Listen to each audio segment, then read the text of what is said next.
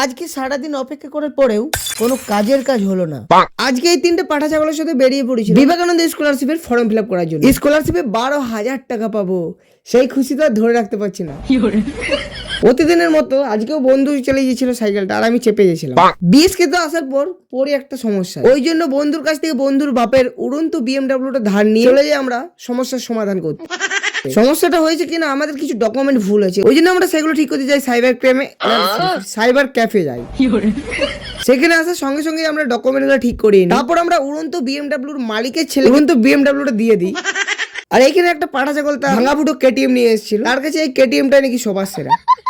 তারপরে বিএসকে দিকে যাই, বিএসকে দিয়ে এসে দেখি এই দুটো পাঠা ছাগল তাদের ফর্ম ফিল আপটা আমার আগে আগে করে নিচ্ছে, আর একটা ছেলে তো কানতেই বসে যায় কারণ সে কোনো ডকুমেন্ট আনতে ভুলে গেছে। ডকুমেন্টের জন্য সে ঘরে ফোন করছিল, কিন্তু ঘরেও তার কোনো ফোন তুলছিল না। কি কষ্ট, কি কষ্ট।